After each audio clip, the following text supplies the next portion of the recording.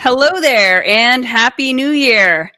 My name is Bernadette Smith. Welcome to 5 Things in 15 Minutes, my weekly show where I bring good vibes to DEI.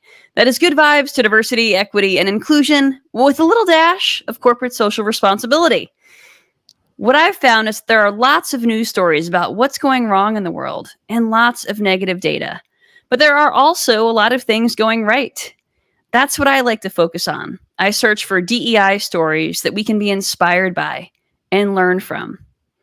My hope is to inspire you to experiment with some of these inclusive actions and policies within your own organization to help you build a more inclusive world.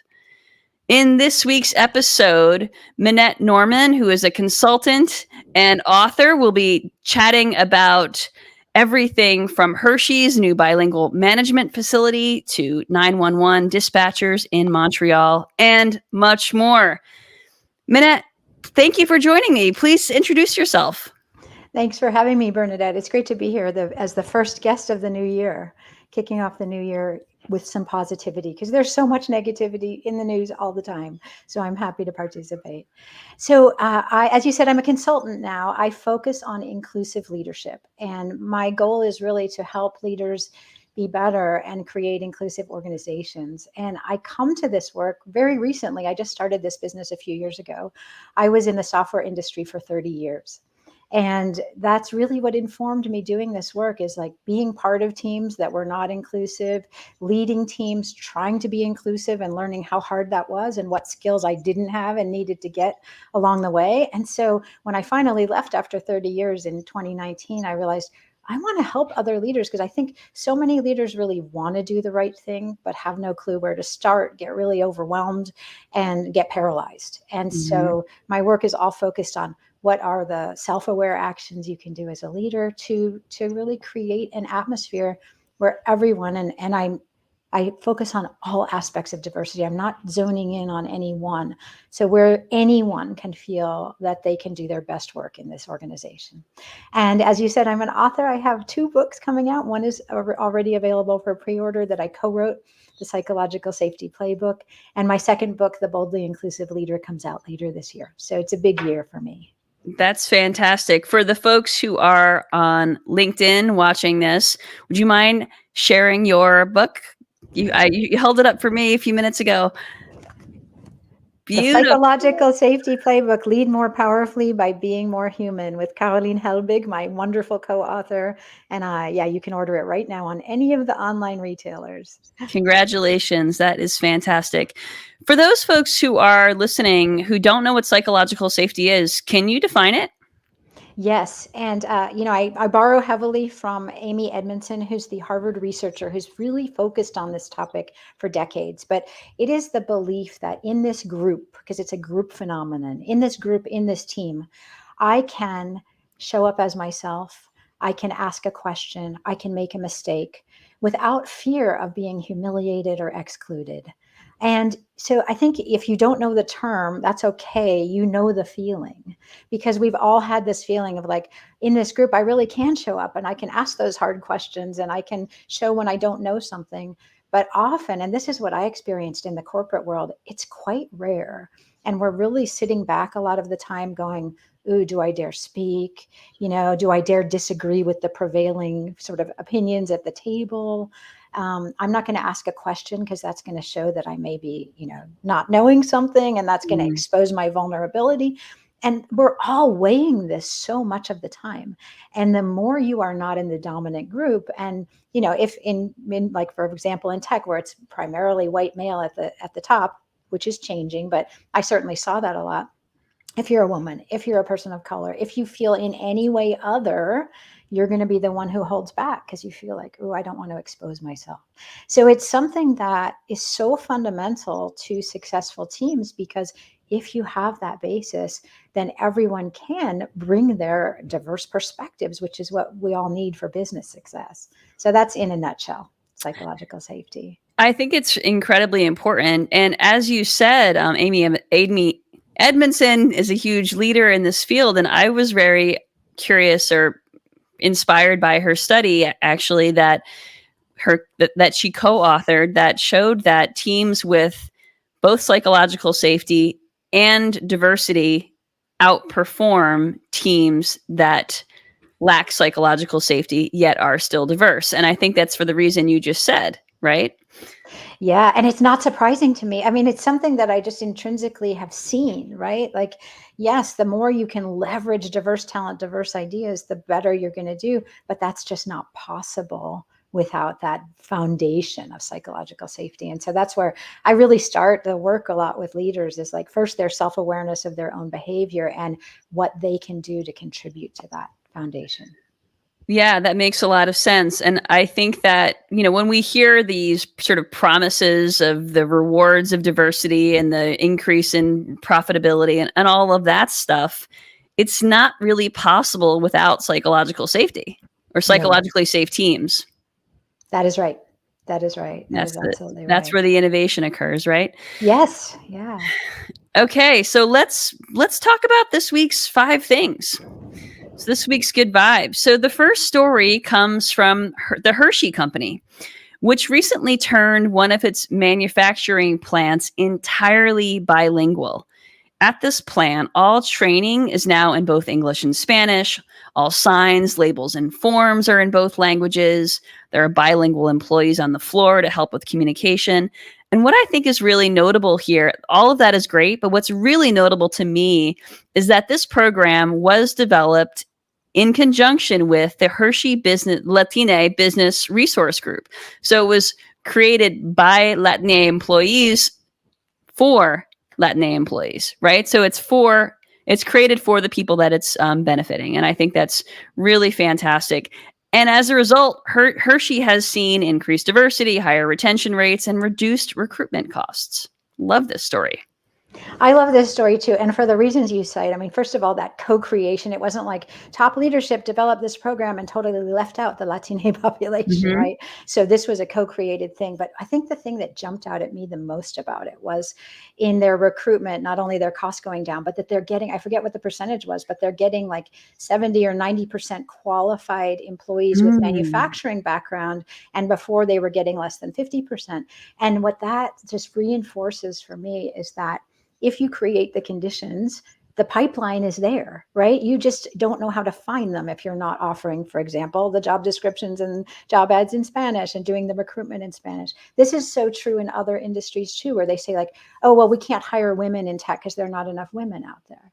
But the way we're doing it is just, backwards. We're not actually doing something that's going to attract women. So I love this story. I think they really did it very, very well.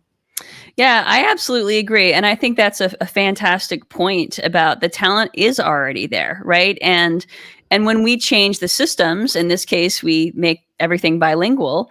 In cases of attracting more women to tech, that could be writing more empathetic job descriptions, reducing or including things like interview schedules in advance, things like nursing facilities on site which could include more pregnant women for the interview process that's in person. There are lots of things that can be done in the systems to make them more equitable, which will then increase diversity. Yeah, so that's a really good story to start with. I like that. Yeah, excellent. All right, so the next story comes from Montreal, Canada, in which 911 dispatchers are learning to stop racial bias calls. So this is one of the first programs in North America with the training to help operators detect bias when they're in conversation with callers. So for example, if a 911 caller calls in and is describing a situation and using racially charged terms or racial descriptions or even veiled racist descriptions like ghetto or gangs, etc., they're being trained to detect that and not share that with the police. Because if the 911 operators are sharing the caller's racist language with the police, then the police are going to then not always, but continue to kind of perpetuate the bias that started with the caller. So it's a way to reduce bias within and racial profiling. Very cool. Oh, I agree, and I think it's complex. It's really positive and also complex because as you read the article, there's some discussion about like this is difficult. We're starting the conversations because it's not sort of this one and done thing. Like, okay, now I know how to recognize racial profiling in language on calls, but to at least get that awareness out there so that it's not, because I think some of the pushback is like, I'm just passing through the information. Right. They said a group of gang members were harassing me. Like, I'm just passing that along, but are you decoding it? So I think it's really important. And, of course, it recalls the whole story that people are familiar with the bird watcher in Central Park, who was a Black man, and the white woman who called 911 and saying, I'm being harassed by a Black man. It turned out the guy, the story there was that her dog was off leash and scaring the birds in Central Park. And he said, I'm going to, put the leash on your dog. But it turned into this big racial event. So I think that is important. I think that the caller, could have been screened very easily if they had asked some questions like, what are the actions this person is doing right now, as opposed to blowing it up into I'm being assaulted, which, she retracted those words. So I think this training is really important. And I think it needs to be ongoing conversation because it's not straightforward sometimes. Absolutely not. And I hope that a lot of other municipalities throughout North America and beyond start doing the same thing. Yeah. The more, I think this needs to spread. I mean, it's interesting that it's in Canada that it's starting, that there's nothing in the US yet in terms of this kind of training. And I think we need it desperately. Absolutely. Okay, the next story is about the U.S. Military Academy at West Point, which is removing all Confederate memorials on campus, including one which is an image of an armed woman with a KKK or Ku Klux Klan written below. I mean, Minette, I'll be honest, some of these stories that I find, I'm like, there are still Confederate monuments at West Point. Like, I can't even believe this sometimes, but progress is progress, and I'll take it. Yeah, that was my feeling. Like, really, it's about damn time. Yeah. It's still these, like, that we can just still have Ku Klux Klan memorabilia on campuses and Robert E. Lee statues lionizing, these kind of figures. So to me, it is time. It's overdue. What surprises me at all is that there's any controversy around it and that there are people pushing back saying, no, we need this because we're destroying history. And like, no, you can read about history, and it's very important to read about history, but we do not need to have these monuments, to slavery, to racism on our campuses. This should just be done away with. I can't even imagine what it would be like to be a Black cadet walking around and seeing that. I mean, what? Exactly. It's horrible. Okay, the next story that one we could just move on from, right? Right? Right. All right. Well, the next story comes from the White House, which for the first time has its own menorah. And in their Hanukkah celebrations, this menorah was then added to the permanent collection. In the past, every menorah has been borrowed or loaned to the White House. So I think this is another It's About Damn Time, but I'd love to hear your perspective on this. Yeah, so this one for me is both personal and political. And so on the personal level, I'm Jewish, and I remember, my whole childhood, there was only Christmas everywhere. And it was, unless you grew up in New York City, where there were a lot of other Jews. I grew up in California. It was very rare to see a menorah or any signs of Judaism. So in a way, it's lovely. And I think it is time that they had their own. And it's great that there are more than just Christmas, icons being shown in the White House. But I guess for me, where it's complicated is that it's also religion in the White House. And, I truly believe in separation of church and state. Mm-hmm. And then if you bring in a menorah, who are you excluding? What religions are you excluding now? Like, we don't have other symbols of other religions in there. And how far do you go? And so I guess I have both positive and mixed reactions to it. I think it's good. I mean, I wouldn't say don't have your own menorah. If the White House has been borrowing a menorah for decades and centuries, yes, have your own. And then figure out how to not have this be excluding other religions and how to be really inclusive, especially around Christmas time. It's just like, that's such a Christian time of year. And anyone who doesn't identify as Christian feels excluded. I agree. Thank you for that additional perspective. I think you're absolutely right. And I'll be curious to see how they continue to promote inclusion within religions going forward. So we'll see. And if there are more ways that other religions are included in the White House, for better or worse, you'll hear about them on 5 Things. Okay, the last story is about the EX Manifesto, which stands for the Employee Experience Manifesto, created by leaders from companies such as Patagonia and Airbnb, with principles to elevate business performance through employee well-being. So, Minette, I know you have some strong feelings on this. As a former tech employee and Silicon Valley type person, what's your take here? Well, I was so curious when you included that because I hadn't heard about it. So I read it, I downloaded it, I looked at it. And I think, yes, on the surface, great employee experience that is employee-centered and human-centered and co-creative. All of those words are great. But it also sounded like buzzword bingo to me, which is something we played a lot in Silicon Valley, like a lot of buzzwords. And where's the reality? Is this actually, it just seemed very surface level to me when I read the actual descriptions. There's 7 things in the manifesto, and you can read each one of them. Now, for example, one of them is taking a human-centered approach. And how could you argue with that, right? But what does it mean if you drill down and click down into what is a human-centered approach? There's a lot there to unpack. And I think that just by having a phrase about it, it's not going to happen. And so, there are other things in there like design with employees, not for employees, of course.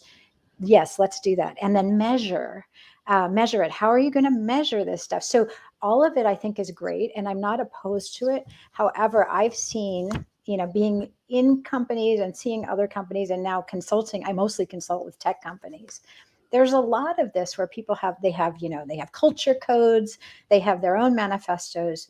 And too often it's just words on a website or in an intranet page. And the companies are not living and breathing these values and the terms of the manifesto. So I would say yes, and there's a lot of work behind each of those 7 things. And so if the companies that are signing on to it are willing to continuously invest in that work, that's fantastic.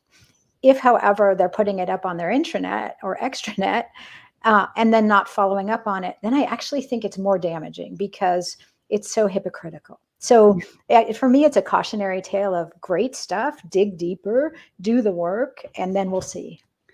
Yeah, I hear that. Absolutely. The part that gives me the most optimism about that story is that Patagonia is one of the forces behind it. And I really love how they have always stood up for their employees. They have a super high retention rate, and obviously they do a ton for the environment. So that they sort of have the credibility and the heft and the weight. I agree with you. They are really a pinnacle of living and breathing those values and things. Yeah. Yeah. So I think that it'll be something we keep an eye on. And I think that we're going to start having a lot more conversations about EX, employee experience, in the years to come. So we'll keep checking in on that topic. Minette, thank you so much for joining me today. How can folks find you and connect with you? Yes. So easiest place is just to go to my website, MinetteNorman.com. It's M-I-N-E. Oh, you have my name here. MinetteNorman. Or you can email me, Minette@MinetteNorman.com. And you can also find me on LinkedIn. I'm happy to connect. And thank you so much for having me. It was a good conversation. I feel like we could have gone so much deeper into all of it, but I know those 15 minutes go quickly, don't they? Yes. Thank you so much for joining me. Have a great rest of your week, and I'll talk to you soon. Take care, everyone.